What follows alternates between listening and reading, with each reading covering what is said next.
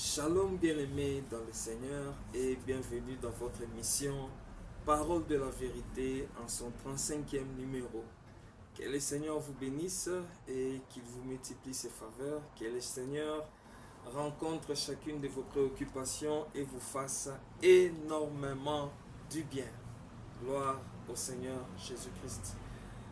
Aujourd'hui, nous allons vous apporter la parole autour du thème la mort avant le temps. Gloire au Seigneur. Que le Seigneur vous bénisse, que le Seigneur vous fasse énormément du bien, encore une fois de plus, comme nous le disons.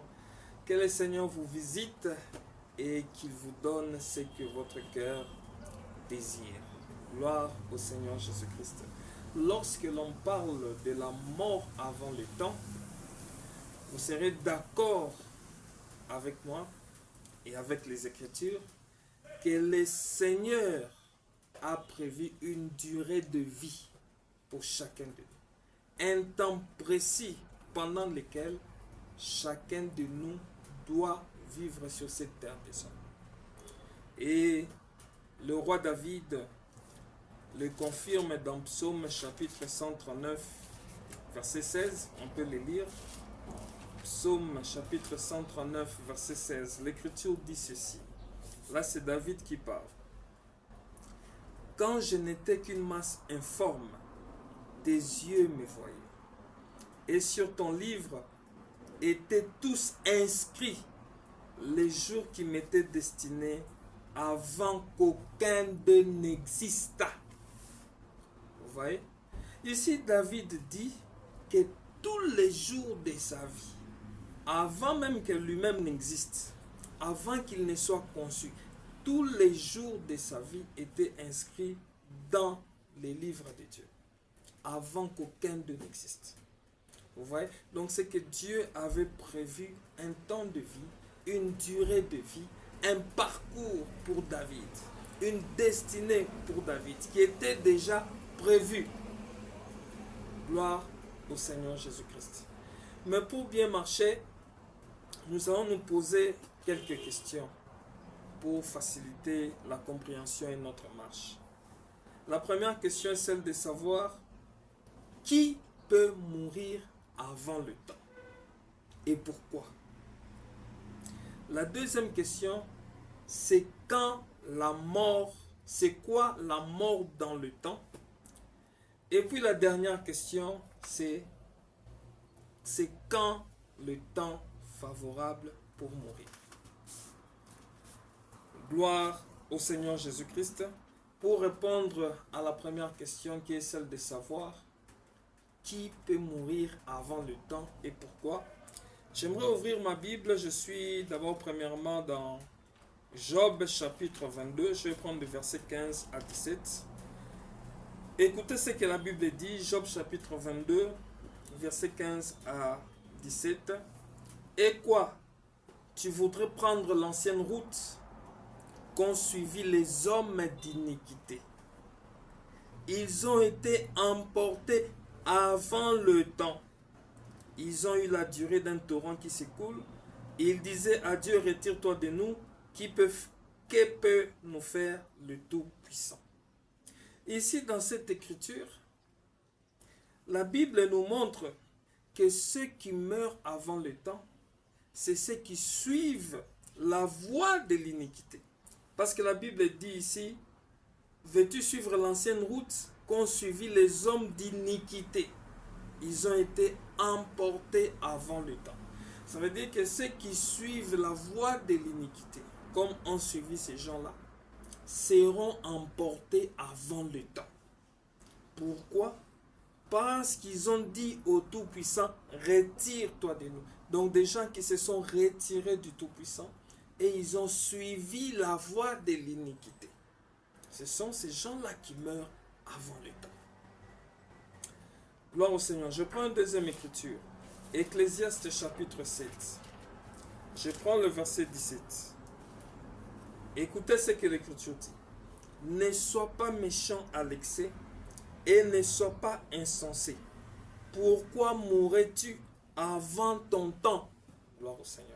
Ici, l'écriture nous montre que mourir avant le temps, c'est pour les méchants, c'est pour les insensés, c'est pour les pécheurs, ce n'est pas pour les chrétiens.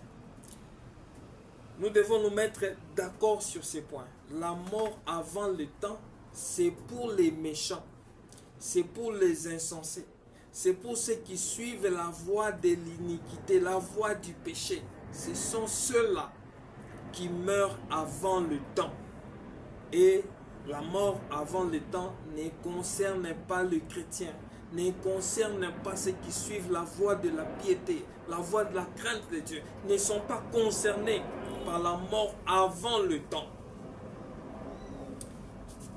Gloire au Seigneur Jésus-Christ. J'aimerais attirer votre attention sur ce qui s'est passé dans la vie de Saül. Et ce que David avait dit concernant Saül lorsque l'Éternel l'avait livré entre ses mains. Je suis dans 1 Samuel chapitre 26. 1 Samuel chapitre 26. Je vais prendre le verset 10. 1 Samuel chapitre 26. Non, pour mieux comprendre, on peut commencer à partir du verset 8. Abishai dit à David, Dieu livre aujourd'hui ton ennemi entre tes mains. Laisse-moi, je te prie, le frapper de ma lance et le clouer à terre d'un seul coup, pour que je n'aie pas à y revenir. Mais David dit à Abishai, ne le détruis pas, car qui pourrait impunément porter la main sur loin de l'Éternel? Et David dit, l'Éternel est vivant.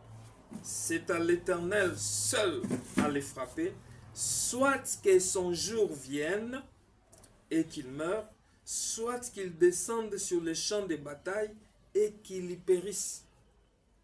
Lorsque vous lisez cette écriture, la Bible nous dit que l'Éternel a livré Saül entre les mains de David. Parce que Saül poursuivait David pour le tuer. Mais l'Éternel a livré Saül entre les mains de David. L'un des généraux de David va dire à David, aujourd'hui l'Éternel a livré ton ennemi entre tes mains, laisse-moi le tuer. David dit, non, non, non, non, non, ne fais pas ça. Personne ne peut impunément porter la main sur loin de l'Éternel. J'aimerais attirer votre attention sur ce que David dit au verset 10. Il dit ceci. David dit, l'Éternel est vivant, c'est à l'Éternel seul à le frapper. 1. Soit que son jour vienne et qu'il meure. Vous voyez? Soit que son jour vienne et qu'il meure. Ça, c'est la mort dans le temps. David disait en d'autres termes, laisse-le. Dès qu'il aura fini ses jours, quand son jour arrivera, l'Éternel pourra le prendre. C'est la première probabilité. Et puis la deuxième probabilité, David va dire, soit qu'il descende sur un champ de bataille et qu'il y périsse. Ça, c'est la mort avant le temps. Vous voyez? David dit, je ne peux pas porter ma main sur lui. C'est à l'Éternel de le faire. Soit son jour vienne, que l'Éternel le prenne. Ça, comme ça, il meurt dans son temps. Parce que la Bible dit, son jour vienne et que l'Éternel le prenne. Ou soit encore, qu'il tombe dans un champ de bataille et qu'il y périsse. Donc là, il parle de la mort avant le temps, avant que son jour ne vienne. Et nous savons tout ce qui s'est passé dans la vie de Saül. Saül est mort, comme David l'a annoncé, dans le champ de bataille. Avant que son jour ne vienne, Saül est mort avant le temps. Pourquoi nous affirmons que Saül est mort avant le temps? C'est parce que Saül avait désobéi à la voix de l'Éternel et il s'est rendu coupable d'infidélité envers l'Éternel son Dieu. Ce n'est pas moi qui l'ai dit. 1 Corinthiens, 1 Chronique, chapitre 13, verset 10. La Bible le dit ici. Non, plutôt 1 Chronique, chapitre 10, verset 13. Voilà. L'Écriture dit ceci. Saül mourut parce qu'il s'est rendu coupable d'infidélité envers l'Éternel. Vous voyez, la Bible dit Saoul mourut parce qu'il s'est rendu coupable d'infidélité envers l'Éternel, dont il n'observa point la parole, et parce qu'il interrogea et consulta ce qui évoque les morts. Vous voyez, ici la Bible nous donne les raisons pour lesquelles Saoul est mort. C'est parce qu'il n'a pas obéi à la voix de l'Éternel, il s'est rendu coupable d'infidélité envers l'Éternel son Dieu, et parce qu'il a consulté les morts. Donc Saoul est mort avant le temps. Il a suivi la voie de l'iniquité, la voie de la désobéissance. Vous voyez un peu cela? C'est pourquoi, comme David l'avait déjà annoncé, soit que son jour vienne, donc il n'est pas mort quand son jour est arrivé, il est plutôt mort dans les champs des batailles avant le temps, tout simplement parce qu'il s'est rendu coupable d'infidélité envers l'Éternel. Gloire au Seigneur. J'aime aussi ce que David dit dans Psaume chapitre 118, verset 17. David dit ceci: je ne mourrai pas, je vivrai et je raconterai les œuvres de l'Éternel. Je ne mourrai pas, je vivrai et je raconterai les œuvres de l'Éternel. Lorsque David disait cela, en réalité, David ne voulait pas nous dire qu'il ne va jamais mourir et qu'il va vivre éternellement. Non. Ce que David voulait dire, c'est qu'il ne pourra pas mourir avant son temps. Il ne pourra pas mourir avant de voir, de vivre et de raconter les œuvres de l'Éternel dans sa vie. Parce que lui-même nous avait déjà dit dans Psaume 139, verset 16, que tous les jours de sa vie étaient inscrits dans les livres. Donc il savait qu'il allait mourir un jour. Mais lorsqu'il dit « je ne mourrai pas, je vivrai, je raconterai les œuvres de l'Éternel », David confessait sa foi. Donc je ne vais pas mourir avant mon temps, je vais mourir quand je vais vivre et raconter les œuvres de l'Éternel dans ma vie. Voilà. C'est ce qu'en réalité David voulait dire. Et l'apôtre Pierre va affirmer, va confirmer ce que David a déclaré dans Psaume chapitre 118, verset 19, verset 17 plutôt. Pierre va le confirmer dans Actes, lisons cela, Actes chapitre 13. Actes chapitre 13, verset 36. L'apôtre Paul dit ceci, je lis au nom de Jésus. Or David, après avoir en son temps servi au dessein de Dieu, est mort. Je peux même m'arrêter là. La Bible dit David, après avoir en son temps servi au dessein de Dieu, est mort. Vous voyez un peu cela? David est mort après avoir servi au dessein de Dieu. Il n'est pas mort avant d'avoir servi au dessein de Dieu. Il a d'abord accompli la volonté de Dieu dans sa vie. Il a accompli les plans de Dieu pour sa vie. Parce que lorsqu'on dit qu'il a servi au dessein, ça veut dire au plan de Dieu. Il a servi au dessein, au plan de Dieu. C'est alors que David est mort.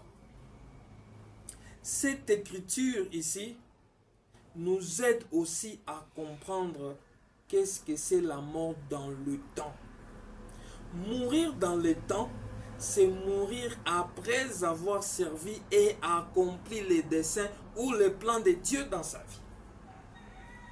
Ce n'est que lorsqu'on meurt après avoir accompli, servi au dessein de Dieu, qu'on peut dire qu'on est mort dans le temps. Mourir dans le temps, c'est mourir en accomplissant la volonté de Dieu, en servant et au dessein de Dieu. Le Seigneur Jésus-Christ va le confirmer lorsqu'il est à Gethsémane. Qu'est-ce qui s'est passé à Gethsémane? Jésus-Christ sentant sa mort prochaine, Jésus va dire à Dieu, s'il est possible, éloigne de moi cette coupe. La coupe dont il parlait, c'est sa mort. Jésus sentait qu'il allait bientôt mourir. Il dit à Dieu, s'il est possible, éloigne de moi cette coupe. Mais il continue en disant, non pas ma volonté, mais que ta volonté s'accomplisse. Là, je suis dans Luc chapitre 22, versets 40 à 42. Il dit, non pas ma volonté, que ta volonté s'accomplisse. Jésus lui-même, dans Jean chapitre 4, il avait dit aux disciples que sa nourriture est de faire la volonté de celui qui l'a envoyé. Et quelle était la volonté de Dieu en ce moment-là pour Christ? C'est qu'il meure pour le salut de l'humanité. Vous voyez? C'était ça la volonté de Dieu. Et finalement, Jésus-Christ va s'incliner devant cette volonté. Il va accepter la mort. Et il va mourir à la croix en accomplissant parfaitement la volonté de Dieu. C'est pourquoi nous voyons en cela que Jésus-Christ est mort dans le temps.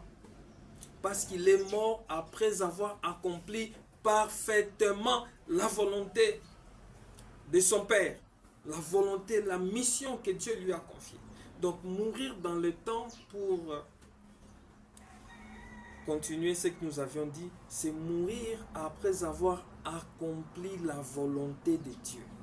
Après avoir servi au dessein ou encore au plan de Dieu. C'est ça mourir dans le temps. Mais mourir en suivant la voie de l'iniquité, et ça c'est mourir avant le temps. J'aimerais renchérir encore mourir dans le temps en disant ceci, mourir dans le temps, c'est aussi mourir dans la vieillesse. Job chapitre 5, verset 26. J'aimerais qu'on lise ça et puis nous allons expliquer. Job chapitre 5, verset 26. Écoutez ce que la Bible dit. Tu entreras au sépulcre dans la vieillesse, comme on emporte une gerbe en son temps. Gloire au Seigneur. Tu entreras dans les sépulcres dans la vieillesse, comme on emporte une gerbe en son temps. Vous voyez? C'est que mourir dans la vieillesse, c'est mourir dans son temps. Mais le seul problème ici, c'est que la vieillesse ici, excusez, ne doit pas être définie comme le monde le définit. La vieillesse ici ne doit pas être définie comme les dictionnaires le définissent. La vieillesse doit être définie comme le Seigneur le définit. C'est-à-dire, nous devons comprendre la vieillesse ici selon la pensée de Dieu. Et pour cela, nous allons lire Jean chapitre 21, verset 18. Vous allez comprendre. Jean chapitre 21, verset 18. Écoutez ce que l'Écriture dit. Jean 21, verset 18. En vérité, je te le dis. Là, c'est le Seigneur Jésus-Christ qui parle à Pierre. En vérité, je te le dis. Quand tu étais plus jeune, tu te saignais toi-même et tu allais où tu voulais.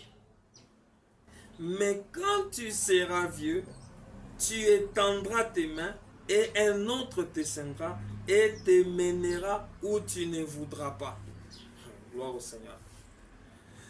Ici, Jésus dit à Pierre, lorsque tu étais plus jeune, tu saignais ta ceinture, tu te saignais toi-même et tu allais où tu voulais. Ok? Tu allais où tu voulais. C'est-à-dire, tu faisais ta volonté. Vous voyez? Le jeune, c'est celui qui fait sa volonté, sa propre volonté. Et il dit, lorsque tu seras vieux, un autre te saignera et te conduira où tu ne voudras pas. C'est-à-dire, celui qui est vieux, c'est celui qui ne fait pas sa volonté. C'est celui qui se laisse conduire par un autre. Vous voyez un peu cela? C'est très clair. Le jeune, c'est celui qui fait sa volonté. Le vieux, c'est celui qui accomplit la volonté d'un autre. On l'amène où il ne veut pas. on les conduit. Voyez-vous un peu cela? Mais qui est celui, qui est cet autre-là qui devait conduire Pierre, même où il ne voudra pas? Qui est cet autre-là? Jésus l'annonce dans Jean chapitre 16, au verset 13. Il dit ceci: quand le consolateur sera venu, l'esprit de vérité, il vous conduira dans toute la vérité. Je peux m'arrêter. C'est pour dire que les consolateurs, c'est le Saint-Esprit qui devait conduire les apôtres, qui devait conduire les disciples. Ils ne faisaient pas leur volonté. Ils accomplissaient la volonté de l'Esprit, la volonté de Dieu. C'est-à-dire, celui qui est jeune, c'est celui qui fait sa propre volonté, mais le vieux, c'est celui qui se laisse conduire par l'Esprit, celui qui fait la volonté de l'Esprit. J'aimerais vraiment qu'on se comprenne et qu'on se mette d'accord à ce niveau-là. Mourir jeune, c'est mourir en faisant sa propre volonté. Lorsque tu fais ta propre volonté, tu fais ce que tu veux, tu meurs, tu es mort jeune, selon la pensée de Dieu. Mais lorsque tu meurs après avoir accompli la volonté de Dieu, comme David, comme le Seigneur Jésus-Christ lui-même, tu es mort vieux. Tu es mort vieux parce que tu es conduit par un autre, par l'Esprit. Vous voyez un peu cela? Tu es mort vieux. Et lorsque l'on meurt vieux, on se repose de ses œuvres. Apocalypse chapitre 14, verset 17. On peut lire ça, on peut lire cela. Apocalypse 14, verset 13. L'Écriture dit ceci.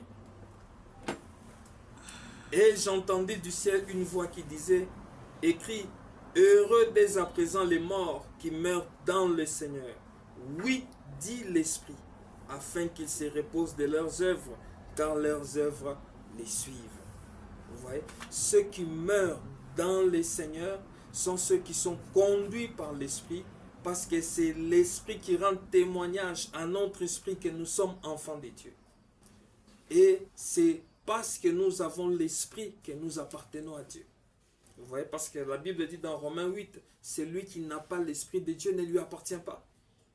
Vous voyez, donc celui qui meurt en Christ meurt dans la volonté de Dieu.